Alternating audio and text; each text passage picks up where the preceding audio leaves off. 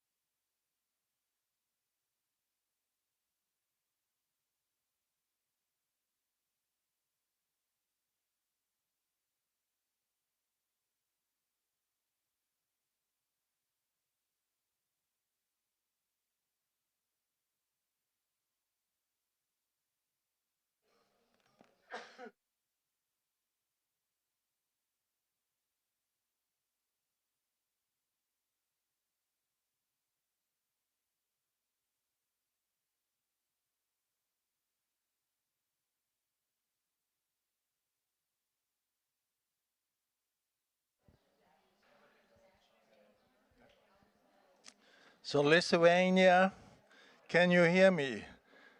It's like the Eurovision. How many points do you want to give our conference? I hope 10 points from Lithuania for the conference so far.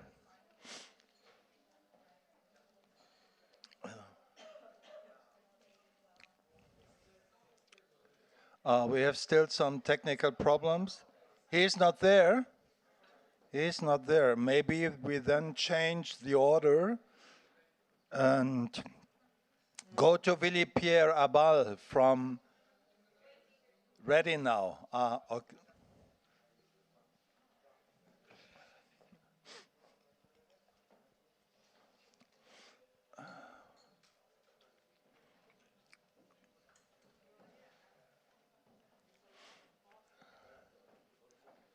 Hello, Kestutis. Great to see you.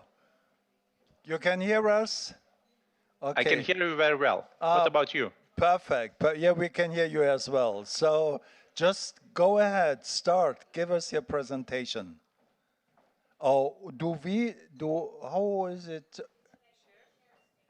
You share with Noel.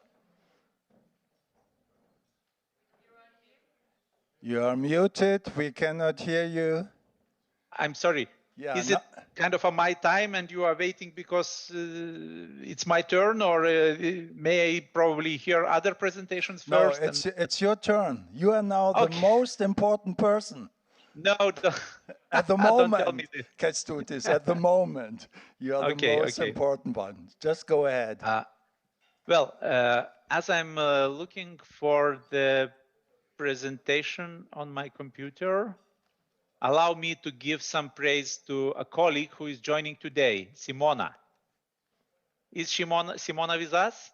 Is she present? Yes, I am. Yes, Simona, you will see the, let's say, the traces of your great report in my presentation.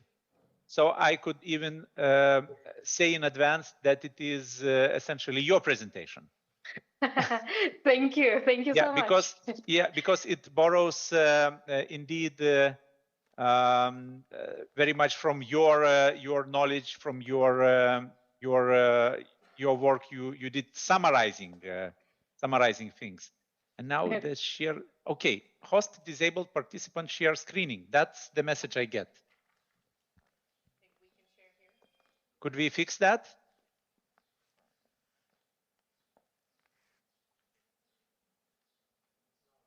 Dieter? Yes, we can fix it. Could you do something with this share screen? Ah, now it works. So allow me then start with this. Let's say, now I'm putting. Can you see it? Can you clearly see it? We can see it. Yeah, we can see your chart. Full screen. No. Full screen now. Full yes. screen. Okay. So the figures. Lithuania is 8 in the hall of shame. One should say it's approximately 1 in 7. Well, it's 2016, similar figure in 2020, having 1 in 7 person among the working age with debts that one cannot pay. And where the forced process is initiated. Yeah. The total household debt is still kind of, let's say, on the lower end in terms of GDP. So one could say it's more or less in line with country's capacity. It's a little bit, let's say, it's a sign of a relief. We are not too much in debt in general. And we have approximately 3/4 of all loans in mortgage, and then the rest for other purposes for the consumption, of course. So then, it should move, I hope. Yeah, it moves. So the recovery and bankruptcy. It's mostly like up to the bailiff's data, where we have 1.6 million proceedings being carried out, and it means it's split half by half. Like the request of public authorities is one half, and another half is private and private legal and private natural persons. I would love, to not be the one showing this without previously being connected, because it's so good to have some context, to compare with other countries. So I will stay probably to hear other presentations as well and learn about other countries' examples. But for very small debts, what happens is that the costs may aggravate the issue by a factor of 10, up to 10. And those small debts they are taking 1/3 of all debts. So it's really an issue of let's say big concern. And then the bankruptcy is, of course, also, I think it was introduced back in 2013 or something, if my memory does not fail me. So it is just, a little bit of a relief, because of all the conditions, all of these from your national examples, of course, and in general, we count that only one proceeding of bankruptcy is opened per day. Because it's an average of something like 347 bankruptcies. Then we talk about number of completed bankruptcy proceedings, meaning we have like 190 per year on average, and the threshold is quite substantial. It's 25 minimal monthly salaries, so that's 25 times 840. Relief measures are in place, and there are several scenarios how you can, let's say, escape the fate, the worst fate, and there are conditions, of course, when the debt could be declared non-performing and written off eventually, and it's like, well, I don't remember the numbers, but I think the problem is obvious that even those let's say measures concerning the part of the government, you know, the half, as I said previously, it's half and half from the government, half from the legal and the natural persons. So it may still be kind of somehow managed in a soft landing, let's say, mode. So this is coming from a Kurk Lietuvai source. I thought it would be very nice to show exactly what Simona and her team did for stakeholders mapping, because you see the abbreviation here, VA. So we are nicely considered Vartotojų Alliances as a VA, abbreviation of VA is considered an important stakeholder or actor. So it's it's my, you know, it definitely deserves a special thanks for the authors of this comprehensive stakeholder map, to putting quite importantly the NGOs. It's in Lithuanian, but it covers all the state institutions and market participants, and also bailiffs, and as you see in purple, NGOs. So it's really, I feel a lot of gratitude towards what Simona did in this exercise, and I wanted to present you exactly the slide with a stakeholder map where we are included by others. So talking about activities, we think that we cannot still call it a network. It might be still considered a quasi-network. Let's say the beginning of some network of the future, because we may still need some building of common understanding, common language among all the stakeholders. And before we proceed with the training, for example, we still need to understand what are the expectations of different stakeholders, of different future advisors. And for this, for example, we are planning a specific meeting very soon. A consumer website, let's say, also there are several potential areas, potential, let's say, scenarios how we could proceed with that. And Bank of Lithuania offered some advice that was, let's say, soft. There was no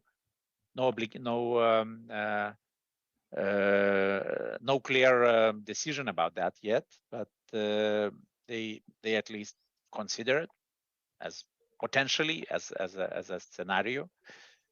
And also we have the the office for unemployed people. Yeah. So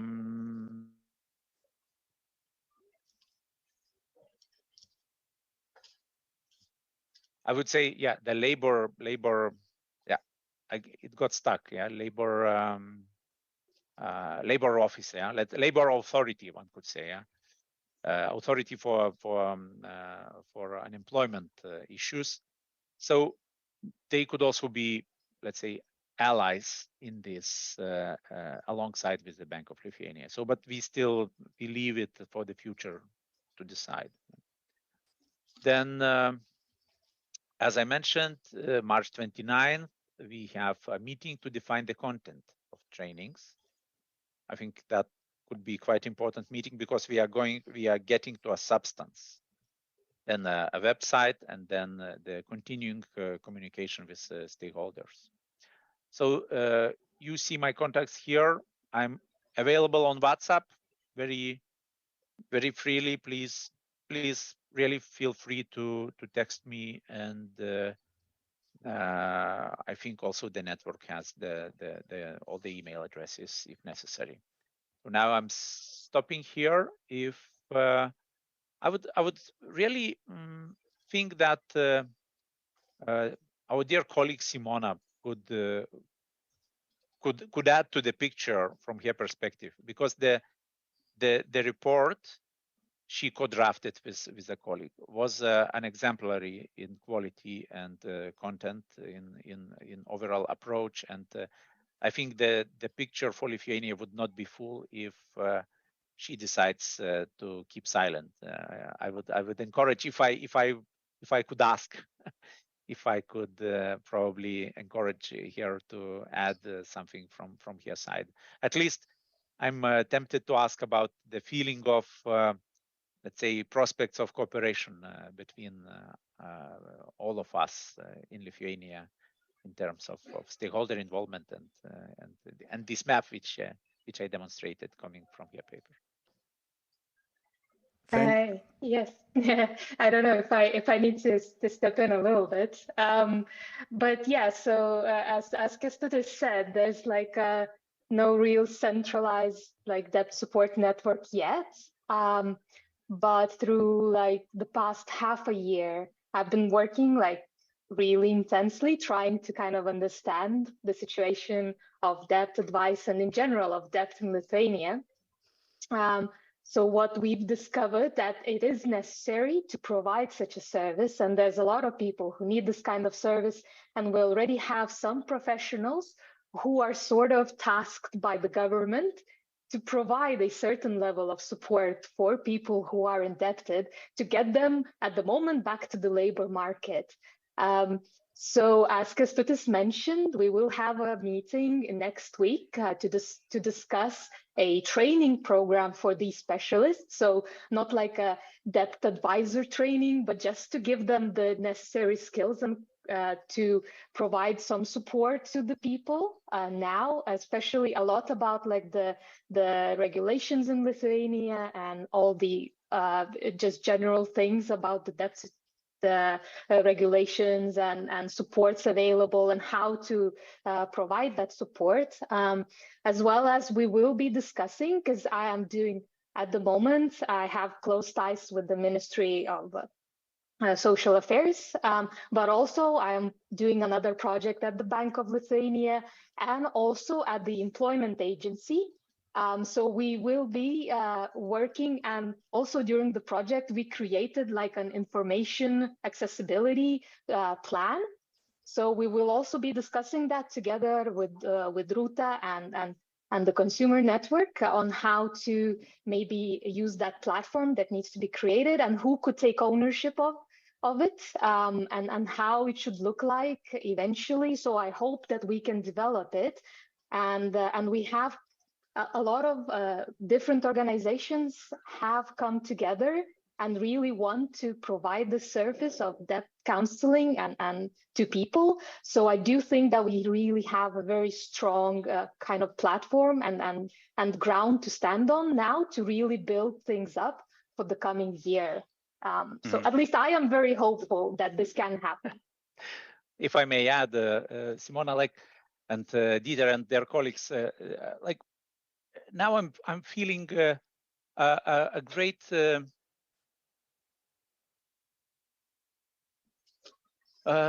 feel of satisfaction, yeah, because of this project, we suddenly realized saying that don't take absence of evidence as evidence of absence. So it was essentially a time when we thought that nothing is happening, and we are living in kind of a death advice desert.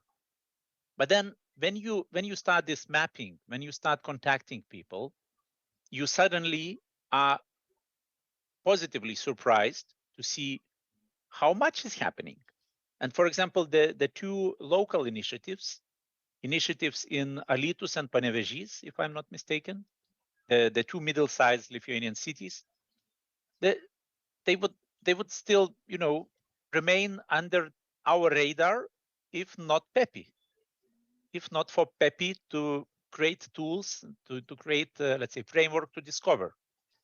And I think that's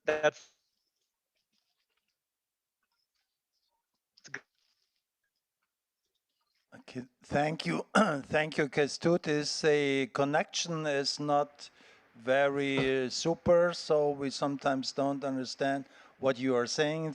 Thank you, Simona, for what you have told us.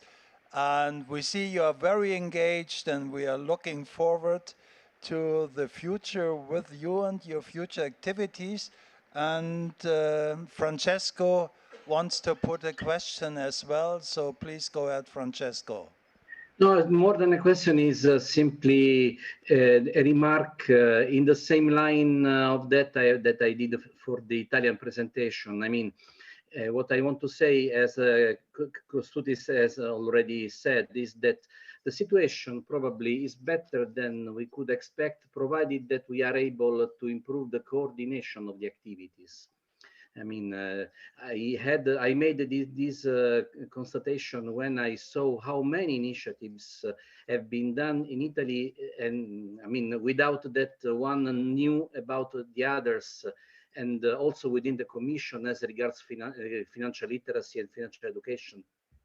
In that case too, without that there is the awareness, the reciprocal awareness. So, I mean, the presentation by Kestutis is another confirmation of this point. I mean, we do not begin from scratch. We are not in the desert of the that advice, but we need really to improve the coordination and a way to improve the circulation. I mean, of the knowledge, of the information, and also of the methodologies and the ideas. Thank you very much, Francesco. Thank you very much, Kestutis. Because we have such a tight time schedule, Kestutis, we have to go already now to the next presentation, which will be given by Willi Pirabal from Timida in Bulgaria. And I can see him already sitting there in front of his nice balance symbol. Hello to all of you. We can see you and we can hear you, Willi Pierre.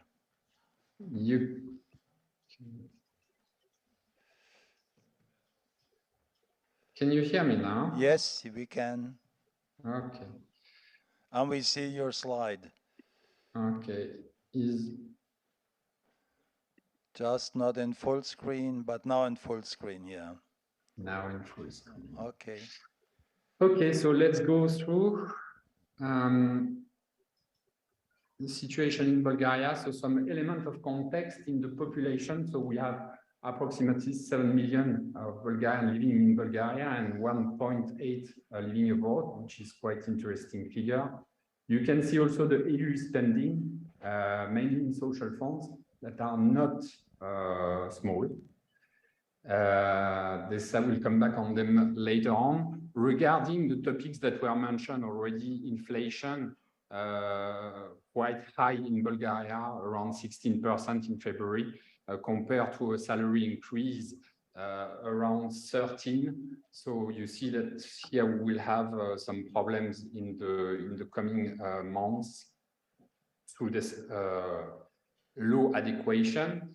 In terms of risk of poverty, so here we are still above 30%, although in the past some, I would say, efforts were done to reduce this number, but it's still, I mean, one of the poorest countries in Europe.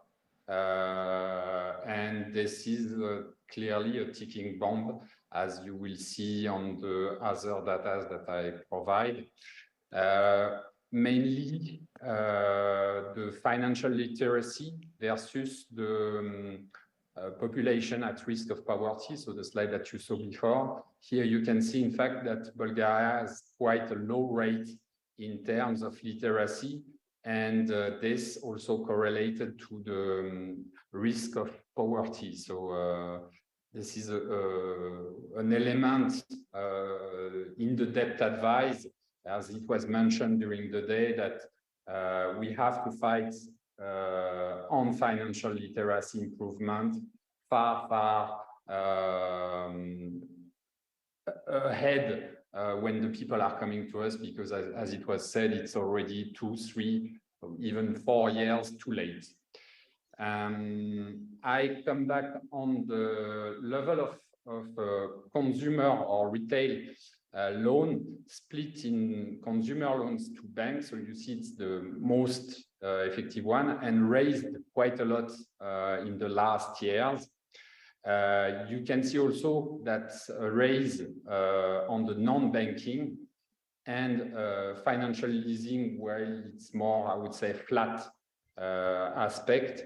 Here, what we can say is, in fact, that more and more people are going to the non-banking after having tried the banking consumer loan, and this is where the horror spiral is starting, as it was mentioned also this morning. Here you can see the level of NPL. So what is quite strange here is that while we have an increase of the retail loans, we have a decrease of the NPL. And I must say that, in fact, here it's, as it was discussed already on the Greek case, some of the NPL, in fact, are put out of the statistic before they go to the central bank, because all those data are given by the central bank.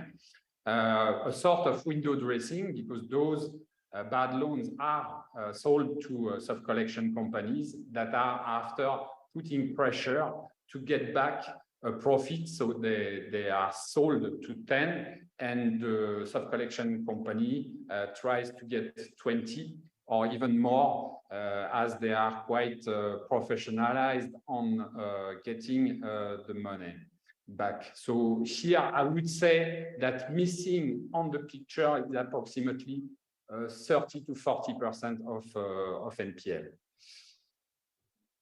Who are the people that are, in fact, having the problems? Most of them are single-parent family, retired persons, and unemployment or unemployed people. We have put some data in terms of average of what is the person that is having problems of over-indebtment. The players in terms of lending, so on the banking side, we have more international actors like Unicredit, OTP from Hungary, KDC, Postbank, or Fibank, that is a Bulgarian bank. In terms of non-banking, what you can see, and this is one of the problematic that we face here, is that most of the non-banking are related to banks. And in fact, this is where we have kind of conflict of interest speaking. We have, and this is good to mention, one peer-to-peer lending. So this is also something that is quite interesting, is that Bulgaria is quite digital, even though the population on over-indebted are not so much internet related. And this is a topic that I would like to raise after, because it might also be the case in other countries. Regarding the collectors, Most of them are international groups, so well-known, and even one of them is part of a banking group on the OTP side. Here, on the point of improvement that we have considered during the whole analysis that we have done during the last years, the first one is that Bulgaria has no clear bankruptcy law for individuals, even though the third point is more important, is that there is no pro bono or free debt advice network. And here currently in the news, the focus is on the bankruptcy law, but without a clear debt advice network, it will not work. The second point is also that there is no access to credit report for household. The data that are given by the central bank are very difficult to read, and it should be simplified. And the fourth point is that the financial literacy activities are quite a lot, mostly focused on children, not so much on adults, and as it was raised in other countries, completely uncoordinated. Here, so this is some few things about what Temida is doing. So basically, we are, after having reviewed, unfortunately, we had not the good surprise as in Italia or in Lithuania, finding other people doing the same as us for free, because most of the actors that are doing debt advice are taking money and making, I would say, fraudulent deals on this. So we are a team, in fact, of 3 core members. We are working with psychologues and we are working with legal advice. We have coaches that are working with us. We have trained them based on contents that I will share with you. Basically, the main problem here is that those people are working on their free time and it's not professionalized. So what we do, we are still at a level of prototype. We have worked a lot on content thanks to the connection to ecdn and mainly to Cresus. But we are still at the level of prototype and feeling a bit like the colibri bird trying to solve the fire that is increasing. So here we have 2 main centers of activities. The financial coaching pro bono. So we have developed some tools. I would like to share one in just 5 minutes with you after. We have developed a web page with a lot of information, practical information, but we could see that the web page is not really the access of the targeted population. We have developed an app regarding the budget and how to manage the budget, and we have developed complete training that we are currently giving in universities or in centers for help or bureau for unemployment, but it's very limited. I mean, we are doing maybe 5 trainings every month, so the capacity is ridiculous in comparison to what we could have or what we could do. In terms of debt advice here also, it's quite limited in terms of action, although the content, thanks to some info and content that was shared by Cresus, we have developed our own methodology. Also with the colleagues from Slovakia that shared a lot, and we had a lot of discussion with the 3-angle approach, legal, financial, and psychological one. So we have started, and basically now we are coaching approximately, we have 30 persons that we are following on 6 months activity. So before I go to the next slide, I would jump just in a game that we have developed. It's a digital game, so I don't know if you see it now. Can you see it? Hello? We can see it. Perfect. We can see it. So this is a game that we use during our training. So the training is in two steps. We have a first session where we explain basically, okay, what is the relation to money, what type of person you have in terms of psychological profile on money behavior. And then we start to explain how to manage budget, etc. And we give the access to a tool, so it's a budget app that we have developed. And after the people during 1 month, they follow, in fact, their budget, and then we discuss with them. And after we play a game with them, with the coach. And through this game, in fact, we bring some financial or banking concepts. Basically, the game is very simple. So on the right side, you have the dream box. So in fact, here, the team 1, so there are 2 teams, in fact, needs to redesign the living room. For that, they will need 5,000 euros. They have already 2,000 in their wallet. So this is their day-to-day thing. There is 2040, and there is a mood indicator, it's 100. And during the game, the mood indicator will decrease based on the choice that the team will make regarding the spendings. So if they will decide to eat only potatoes during 1 month, in fact, this will decrease their mood indicator. This comes up every month, and the months represent 6 rounds. So you can see the income, and you can see the spendings, and here you can see the spendings that are fixed and the spendings that are variable in green. So, and after, if we go on the left side of the board, you see the dice. And here, basically, the first team is playing, and comes the question, and it goes on and on. So we have defined, in fact, cost saving. Financial advice, as mentioned, are things where we explain some items on the banking, on the insurance, that on the budget also. And we have also life events, something that is happening in their life, in good and bad, that will impact after their wallet. So this tool is a support for the coach to bring, in fact, the financial literacy in the second session. So I wanted to share this with you to make it a bit illustrative of what was done in terms of content, and that could be easily shared, because the admin module is in English and Bulgarian now, but we could add any type of languages there. So this is something that could be shared pro bono as well. So I would like just to finish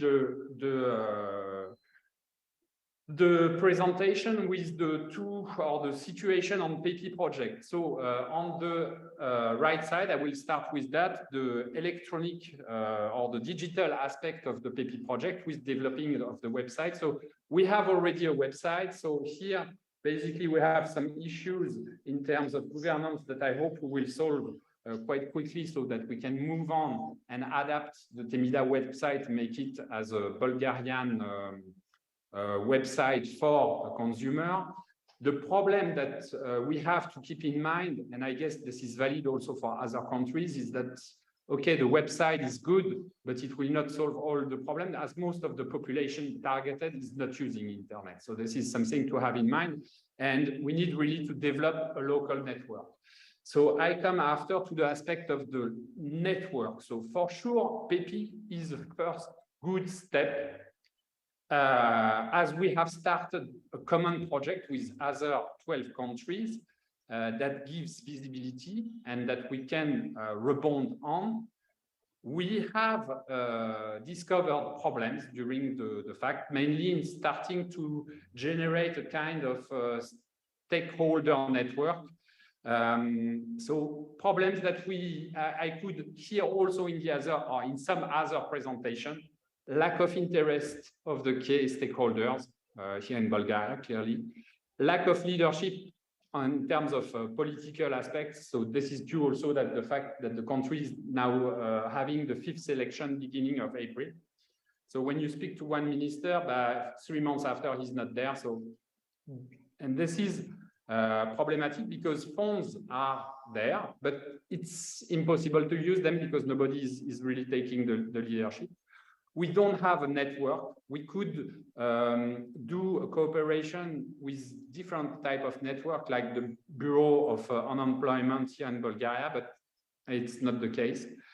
As mentioned, the funds are there, but they are not used properly. There is also problems of lobbying and corruption. So basically, we need more. We need more from PEPI. We need more from the European Union in terms of, okay, the credit directive is coming, but when? How will it be implemented in the country? Because here, clearly, we need a raise of the leadership and how the follow-up of the implementation of this credit directive will be done. Can't we use the Slovak model? Because they had funds from the European Union through, if I understand well the model, is that through a ministry, they get a leadership and they could after roll out. I mean, it's incredible what they have done in the 2 years. So can it not be applied through the enforcer of the European Union in other countries that are in need? I mean, I'm thinking about Bulgaria, of course, but I hear also, or I heard today some other points. And then it's to reinforce the role of ecdn in terms of having more resources so that they have a higher negotiation power. So this is, I would say, what I could have as first conclusion from those months in the PEPI project. So do not misunderstand me. It's really a good thing, but it needs clearly more because we are starting from very far. Thank you for your attention. I'm at your disposal if any question. Thank you, Willy Pierre, for your very engaged presentation about the difficult situation, the real difficult situation in Bulgaria.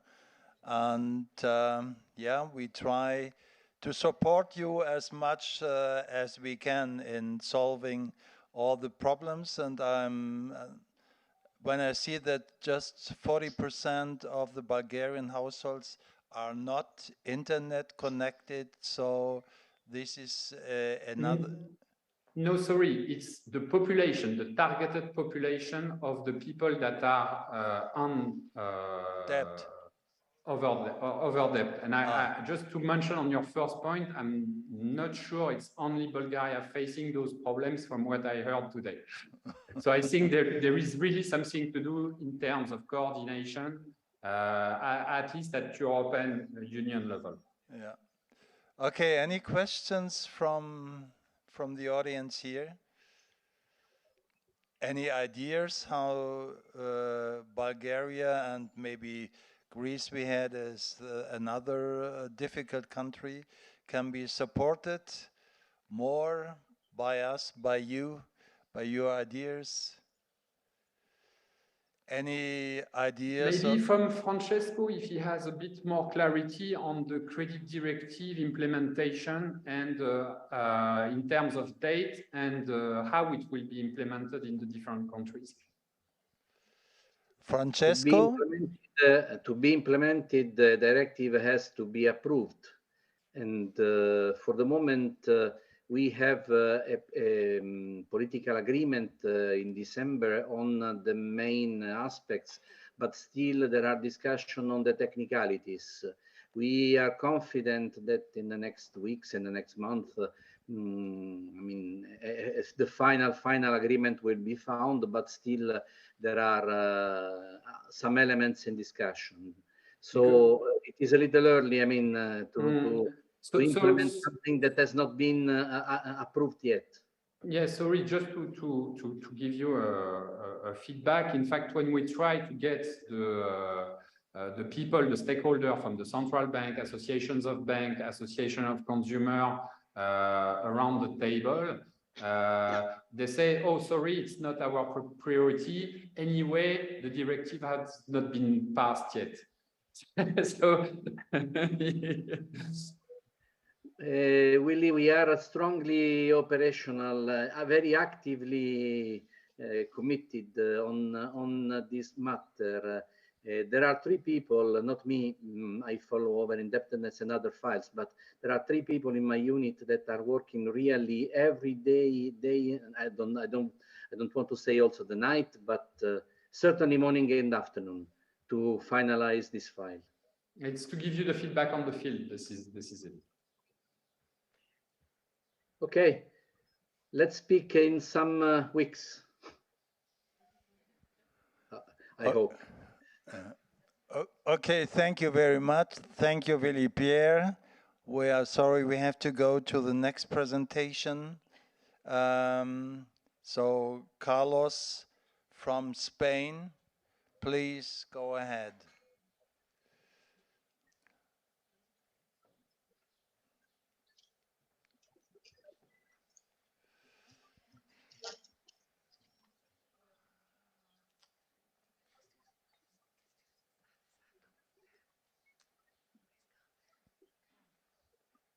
Hello, can you hear me? Yeah, now we can hear you. Can you see me? No, we cannot see you. Yes, we can see you now. Yeah. Hi. It works. Hi. Good afternoon to everybody.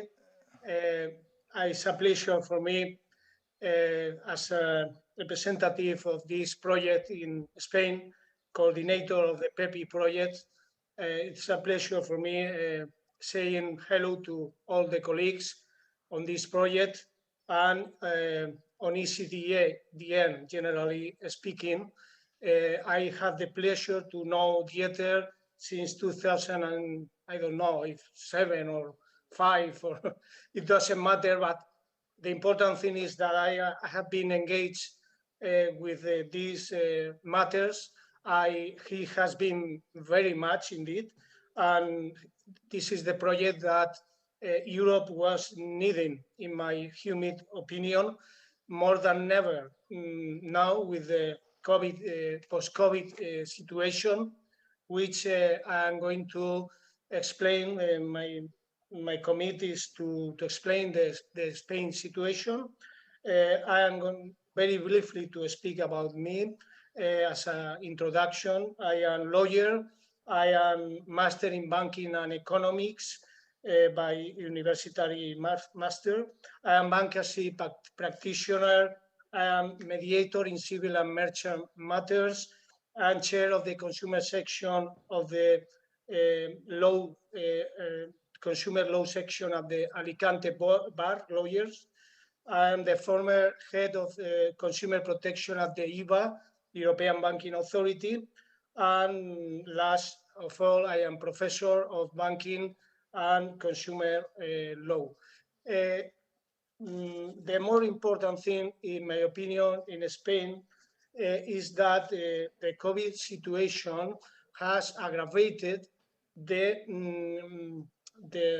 delicate situation that was not completely resolved of the previous crisis. I'm going to put my slides. Here it is. I don't know if you can see it. Can you see it? No, not now. Not now. And now? No. No.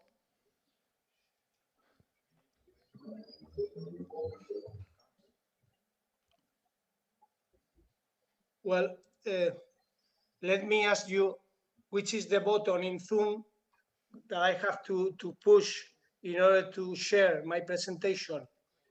The green one. The green one. The green one at the bottom. Down. Yeah. Yes, I see it. Yeah. Okay. Okay. Can you see it now? Yeah, now something happened and we can see the slides. The first slide, yes. Is it all right now? Yeah, it's all right. It's full screen. Okay. It's perfect. Thank you, Dieter, for your support.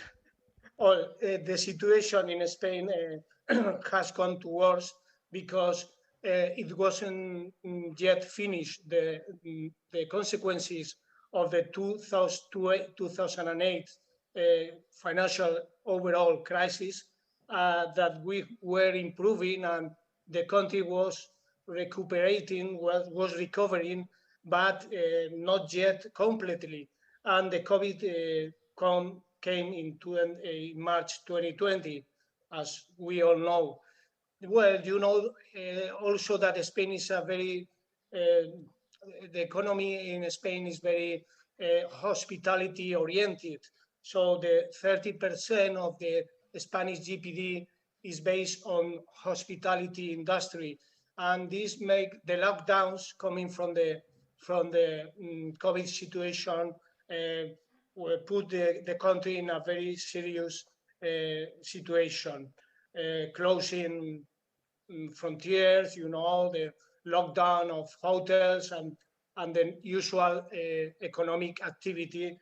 Then we have to say that in addition, I have to say that this has been very difficult for me in this report to gather sound data because we are in an electoral, a triple electoral year, because we have in May local and regional elections, and by the end of this year is expected to have the national elections. So as you can guess, the political party, they cheat to people, generally speaking, with their own figures.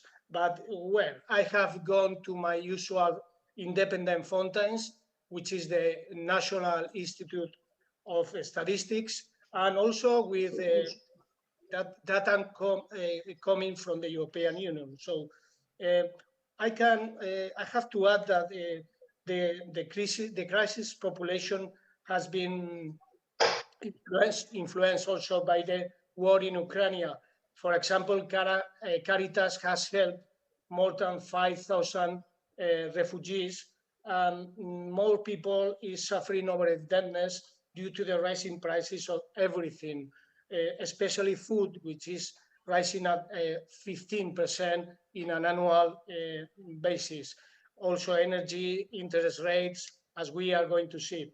The intensity of this pandemic has come aggravated by the non-solved consequences of the 28 previous crisis.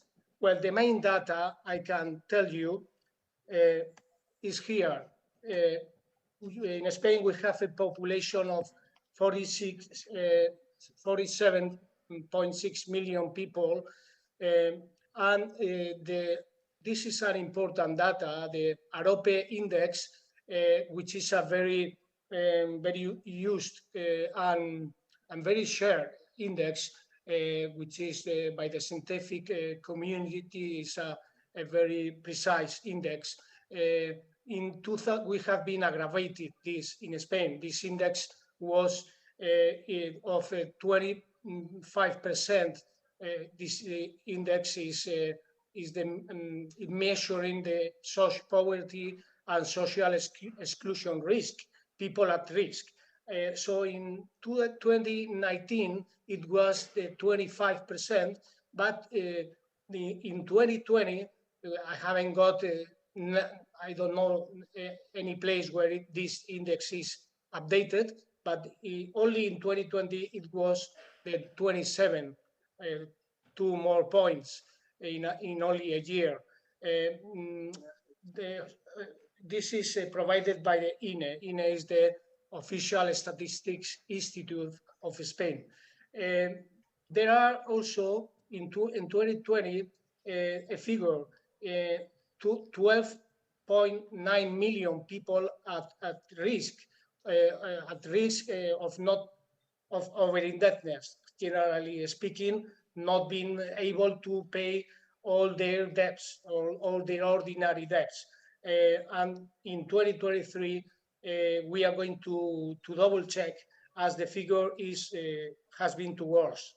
There are also strong imbalances between regions. The southern part of Spain has very bad figures compared to the north, because the southern of Spain is more dependent of the touristic industry, and this has been very affected, as I have said, for the COVID-19. In 2020, the 7% of people was in severe material deprivation condition, defined by Eurostat, coming from 5% in 2019. So this is the by regions. We have here, you can see the charts, like the Canarias region are the worst one, Andalucía also, and Extremadura and Murcia, which is the regions where the economic activity is based mainly in hospitality industry. Well, the AROPE index, I've mentioned, it is has rise from 25% to 27%. This is by sex also. I have split it in by some criteria, like sex.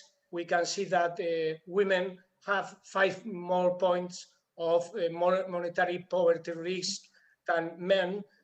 Also, education level is a very great concern. This is very usual to find these figures in other countries too. Like you can see that the university people with university studies is not so prone to enter into monetary poverty risk than people without primary studies. Occupation, what it calls my attention is that you can see that people, even with working activity, is having this is entering in poverty risk. So one first conclusion it is that having a job doesn't guarantee you that you are not going to enter in this current society of consumer society. You are not safe. The job is not a saver from poverty.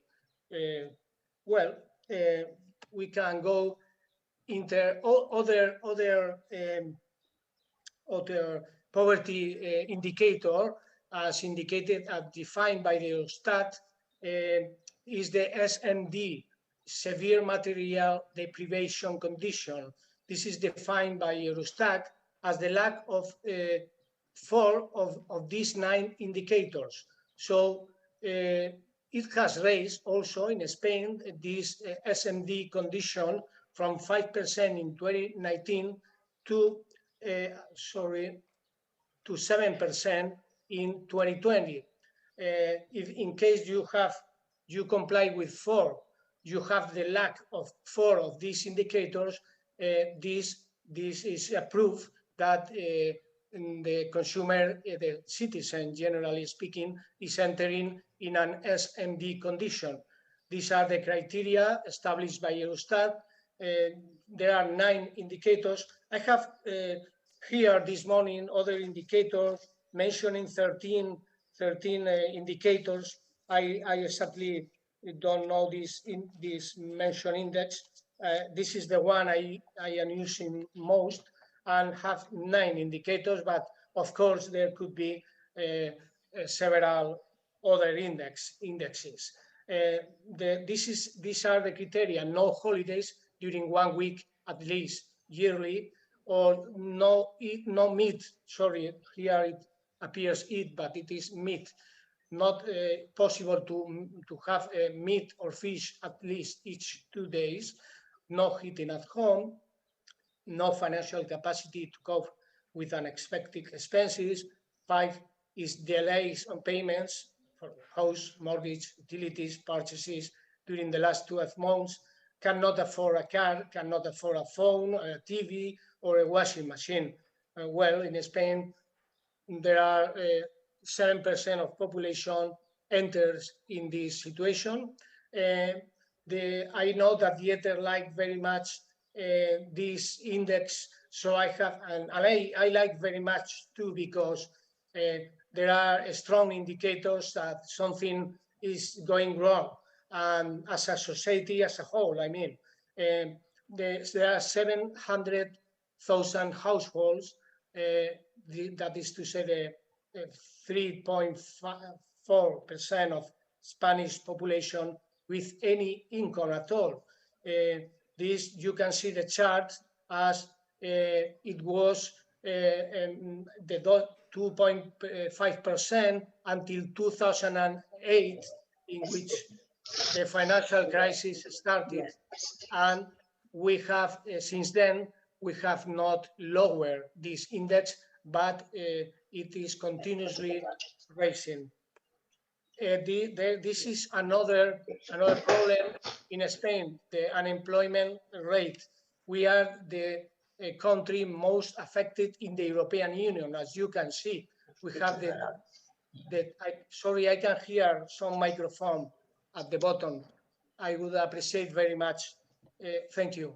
We have the 12.4% of unemployment, which is the highest one in the European Union. The average in the European Union is 6%, and we have a very bad indicator in this sense. Well, another very bad indicator, which is proving that we have been the worst country in the European Union to recover from the COVID crisis, because the PIB, that's the GPD of Spain, has not recovered yet. We are in a negative index currently in 2023, and it is not expected that to enter into positive up to the next year. And in 2024, we'll have the positive one, but the last one, as you can see in this comparative chart.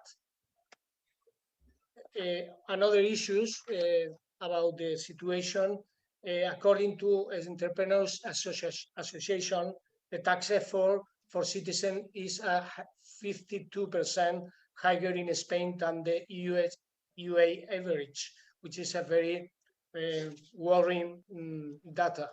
Youth unemployment ratio is 32%. That's to say 500,000 young people, while the average in the EU is the 15%. So we double the EU average rate. Adults unemployment ratio is nearly 10% in Spain, while the average in Eurozone is, says, 6.5%. The gap in the convergence with the Eurozone has widened. Annual income per citizen have diminished from 25,000 euros annually in 2019 to 23,450 in 2021. That's to say approximately 1,700 euros less per citizen yearly, while in the EU, the average loss has been only 400 per capita. Inflation is another worrying data, because as you can see in the charts, the subjacent inflation has gone up the line of the current inflation. Currently, in January 2023, the general inflation is 6%, while the subjacent inflation, which is not including the meals and the energy prices. Sorry, Carlos. Can everybody in the online situation mute his microphone? Because we have disturbing noises here. That's not very nice for Carlos. Please mute your mic. Thank you very much, Dieter. I really appreciate it. Thank you. Well, as you can see, the most worrying data when it comes to inflation, it is the subjacent inflation, because it is showing a tendency, and the tendency is not going to stop or to calm down the index. So, and moreover, the food index is 15%, which is the most worrying figure for home for people. I have other data here in the right charter. It is the evolution for countries in the well. This is the chart when it comes to the earning power of people, the income of people, as you can see in the black line. It is at the end of 2022 in the OECD benchmark or average, we could say it is 102. But in Spain, we have lost nearly more than 10 points. It is now 92. So we have diverged from the OECD very much. In 10 points. You can see reflected in the lower chart, like Spain is the country which is in the lower part of the chart, expressing this diminishing of the acquisition power of the citizens. Well, we have seen the landscape of an outlook of the economic situation of Spain. And what about the debt services available for citizens in order to cope with this situation? There is no official record of how many debt services there are available for citizens here in Spain. So I have provided this data. This is a resume of my experience. I collaborate with consumer association specialized in consumer matters and financial matters. So I know very well the matter, and that is what it is. I mean, the study is the daily practice, as I frequently say. We have here different providers and stakeholders. I have made a triple distinction, or it can be of three main kinds. The first kind would be the public ones. It is social workers, and I would add here, I am reading now, but I think that I have to enter here the omics. Omics are the municipalities, specialized consumer offices here in Spain that most of the municipalities has put in place. But as you can imagine, they are dealing with all kinds of consumer-related claims. So there is not a specialization, there is not a lawyer there, or economist, or psychologist even. There is a public worker, official, who is dealing as best as he can or she with these over-indebtedness issues. The other sector is the semi-public. I mean, it is private. It is mainly composed by ONGs. It is private, but it is provided with financial support coming from public institutions, like, for example, charities, Caritas, Cruz Roja, etc., or financially supported by government specialized consumer associations. I have put here the main ones, SUFIN or ADICAE, but I can mention too CECU, for example, which I've seen a member of CECU in the audience of this conference, and I have a greeting for him. There are other, I mean, I cannot, but these are the most specialized ones. And who both of them are dealing with over-indebtedness long time ago as a remedy of not having a public, sound and robust system for attending over-indebted people. Also, there are other two, which is worth to mention. It is special cooperation agreements between public and private sector. For example, some bar of lawyers and town halls during the crisis, for example, financial crisis 2008, they put in place lawyers with town halls offices dealing with problems related with mortgages and forbearance and so on. Also, one good example to raise here is in Catalonia, the OMICs and the private sector has made a system which is called Ofideute. And last but not least, private lawyers, economists, and bankruptcy practitioners are who are also dealing in a professional way with these situations.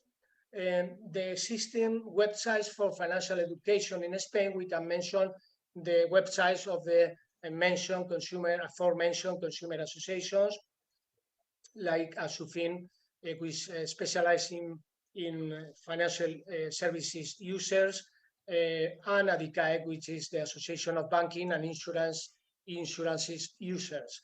The Bank of Spain has also a website on financial education, like the CNMU, which is the Securities Market Regulator. ecdn is working throughout this PrEPI project in order to create a sound and robust web page for financial education. And we have started it from scratch from a view into building strong relationships and synergies with a long-term view with the most relevant consumer education stakeholders, because we have very clear that this is a project with a long-term view, not only for this year to make a very good web page, but we wanted to give it continuity. And we understand that these synergies, these networks will create a good system or platform for the consumers for the future. Last but not least, I would like to, because I have been hearing during the whole day some interventions, I would like to briefly, very briefly, to put three, because I haven't spoke anything about the legal bankruptcy proceedings here in Spain. There is no time, as you can imagine, in only 20 minutes. But I would like to stress three points, which are very connected with some interventions of today. And I think it is good to put in place now to speak about them, because maybe it's a suggestion that I am doing to Mr. Gaetano, who is attending the whole day to this conference. And the first of them, it is regarding the 87 billions that the Greek coordinator, Mr. Anastasios, the colleague, hello, Anastasios, has mentioned as the non-performing loans that are put in place by special purposes vehicles. We call here in Spain the bolter funds. I mean, these are soft collectors, have mentioned other colleagues. These are people, companies that are buying the credits, the non-performing loans to the banks. And for few money, they collect, they change, and they win the property of the credits. The bank put apart, the bank put aside. He is not anymore the owner of the loan, and And this is a great problem because, for example, if it is 87 billions in Greek, I haven't got a figure for Spain. There are no official figures. These figures are hidden.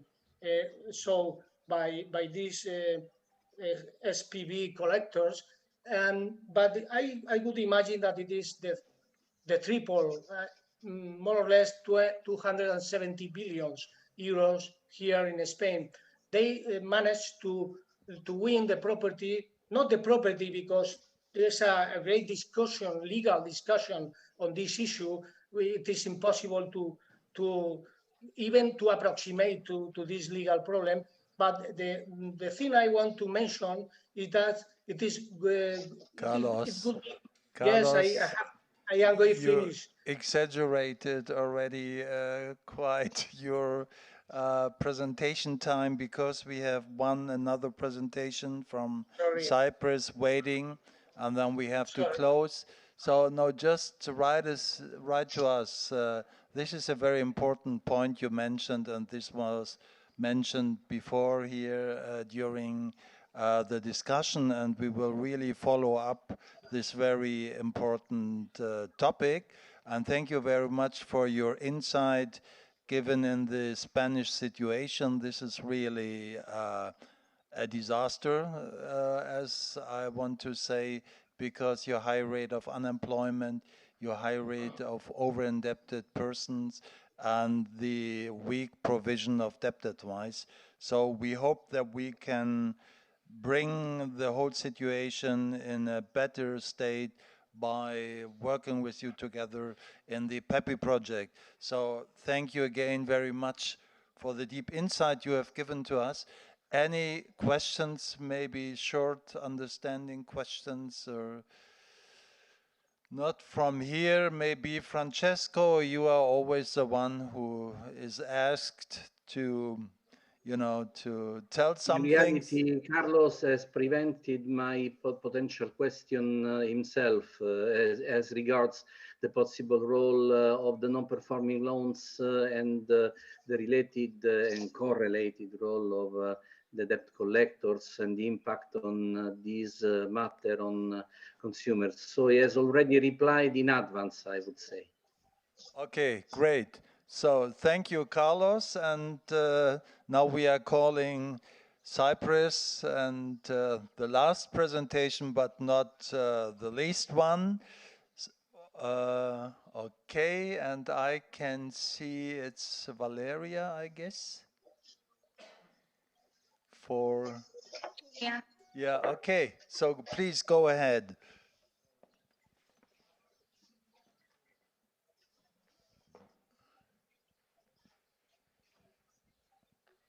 Can you see my presentation? Yeah, we can see you and we can see the chart in full screen. It's all fine.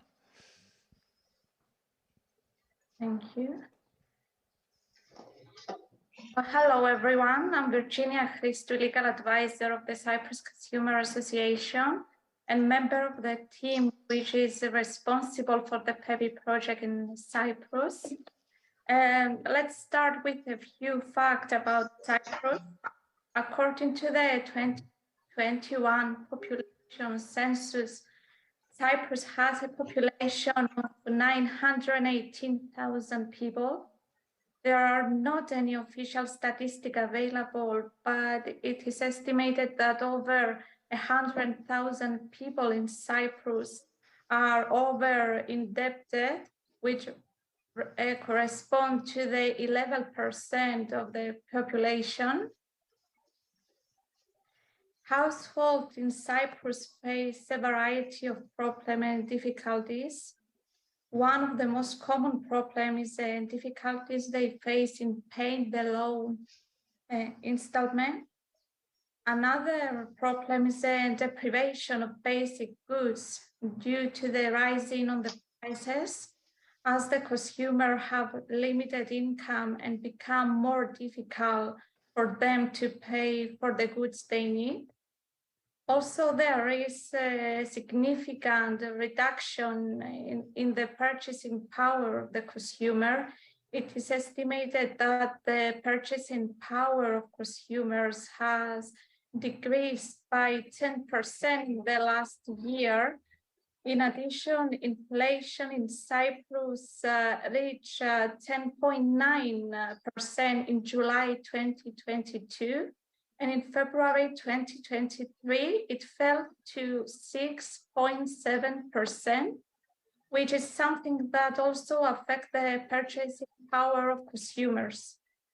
Other problem is that the average bank interest rate over the past 10 months has risen by 3%, bringing the average bank interest rate paid by borrowers to 5% regarding the consumer, residential, and business loan.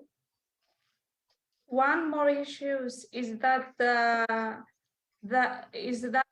less than 20% of population of Cyprus possesses a high level of financial literacy, while more than 50% is considered to have low skills in this area. This lack of knowledge forces a consumer to make wrong financial decisions. There are a large number of private financial advisors in Cyprus, which are estimated to be a few dozen. Unfortunately, however, the cost of the financial advice is on average 300 and 400 euro, which is difficult for some groups of the population to pay. Also, there are no financial advisors who offer their services for free. The only organized body that offer a part of the financial services free of charge are two voluntary associations, the Bank Borrower Protection Association and the Cyprus Consumer Association. Regarding the financial education, unfortunately, there are no any competent body who promote financial advices in an organized manner in Cyprus. Also, there is not a substantial and organized free financial education in Cyprus. However, there are some organizational groups that have as their objective the taking of measures to inform consumers about issues related to financial matters, as well as the reduction of the phenomenon of financial illiteracy. For example, the Central Bank of Cyprus has an ad hoc commitment for the promotion of financial literacy and education in Cyprus. Also, the Association of Cyprus Banks ran two financial education programs, one for primary school and another one for high school, in which they educate children in order Excuse me, sorry to interrupt. Please, somebody has not muted his mic. Can you please mute your mic? Thank you very much. So please go ahead. Yes, the Association of Cyprus Banks runs two financial education programs, one for primary schools and another one for high schools, in which they educate children in schools in order to take smart decisions about their economic future when they will become adult. So one of the barriers for the better provision of debt advice in Cyprus is the high cost of education, because this type of education is based on private initiative. There is not any free education for debt advice, so you can be educated only through universities, a private educational institution in which you have to pay a significant amount. So the state or the European organization should be interested in offering financial education on an organized basis and free of charge to the consumers. Also, organized consumer protection groups can offer this training free of charge. on an organized basis to the consumers, but unfortunately they have not the financial resources needed to organize this type of trainings. Organizing trainings can be done with educational seminars at the consumers area of the residents. This way of training will be immediate, effective, and accessible, and will facilitate consumers. Also, the creation of a simple and understandable website through which a large number of consumers will be able to visit it and get the advice interests them will be very helpful for the better provision of debt advice in Cyprus, like PEPI project. So regarding the developing the website for financial education within the PEPI's project, the website is under construction at the moment. We are gathering all the relevant information we want to be added in the website. And we will conduct and try to cooperate with organizations that deal with financial matters, and we will include a variety of content topics in the website, such as topic about financial decision, financial need at different stage of life, effective financial planning, tailor-made household budget, and of course, flexible budgeting and others. Thank you so much. Virginia, thank you very much. Any questions to the Cyprus Consumers Association and Virginia? From here, from the audience? Yeah, the audience is, filled with information and has no questions from Francesco's side or from the online attendance. No, nothing. Thank you, Virginia, then. Thank you very much. Maybe we have, we are at the end, more or less, of the whole conference. I think it was a very insightful conference. Thank you to all the national coordinators for the work they have done so far and the way they presented their results. This was very impressive. And as we could see, the problems are, at least in this country who are part of the PEPI project, just more or less the same. We have an inflation rate which is increasing. We have especially increasing costs for living, costs for energy, and which is extreme cost for food, so increasing cost for food. And even I noticed in Germany, when you go to the supermarket and buy butter, this has increased for Irish butter, for example, from, let's say, €1.30 to €3.50. So, and bread is getting double price and so on.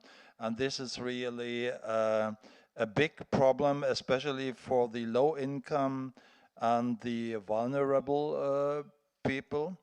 Then what I noticed is in some countries, the credit card debts, where was it? It was in Slovakia, I guess. Yeah, in Slovakia, the high amount of credit card debts, then the gambling debts, not only in Finland, but in other countries as well. And the increasing mortgage interest rates by the increase of the ECB interest rates, which cause a lot of problem. And additionally, many countries mentioned the financial literacy or the bad financial education. So we have kind of lot of problems, construction problems, which we have to work on in the future. And I saw that all the countries are working on the financial consumer website based on our handbook for financial education. But I have the feeling it would be very good that we do a kind of round call and just ask each of the coordinators how they made the architecture. Because, I mean, we have given the financial handbook, but as each country has special needs and special answers, it will be interesting to see how the architecture has been done so far, and then we can coordinate more, even more than we have done yet. And I can just recommend everybody to have really a deep look at the ECDN website and the part of financial education, because we have a lot of tools which are available from the countries already positioned on our website. So you can just take these kind of tools and you can tell us what you need more and what we should interchange in our network of tools for financial education. So from my side, and I guess from all my colleagues here from ECDN, Pauline, Gwen, Noel, Juha, Ollie, I hope I haven't, Yuri now, new colleague. I hope I haven't forgotten anybody. Thank you very much for the preparation of this conference. I think it demonstrated that we have really gone already quite a long way. The road to the success of the PEPI at the end of the project. And thank you to our hosts, the Maltese government, the ministry, and especially Helena. And therefore, I want to give you the last words for this conference, Helena. Thank you. I won't keep you. Thank you for this opportunity. Thank you to ECDN and the PEPI project and each participant, because I know that we can, you know, all gain a lot from this and be able to work together, network, and for each of us to strengthen what we have. In our case, I guess that will be a bit more because we are in the process of creating something wonderful for us. So thank you. Give her an applause. Yeah, thank you. That's great. And Francesco, do you want to make a final remark? Very big honor to be the person that says the last word. In reality, my last words are three. The nature of these, the logic, I mean, of these grants, and that I see the PEPI projects are fully taking into account, that are network. So we need to create networks of knowledge of experts in order to improve the possibility for consumers to have at disposal these tools.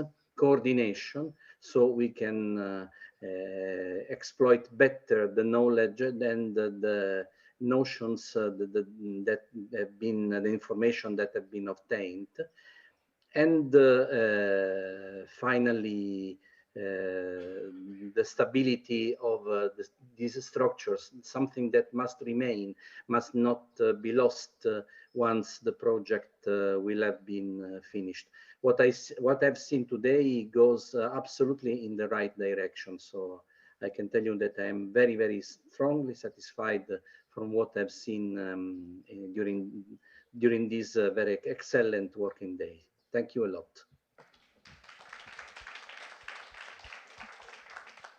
Thank you, Francesco. And I can tell you, because we have one new ECDN members, and I get that, and I think that we will get more new members during the remaining time of the network. And the new ones and we old ones, we are all quite enthusiastic and dynamic, working on this PEPI project and working for the fight against over-indebtedness and for the improvement of financial education and financial knowledge. So thank you, everybody outside there in the wide world, in your home office or offices and rooms. And thank you very much here to all the attendants here in the room, and our sunny greetings from Malta. I guess, to your bad weather in all the other European countries. So enjoy your day and see you soon in person, probably, or hopefully. Thank you.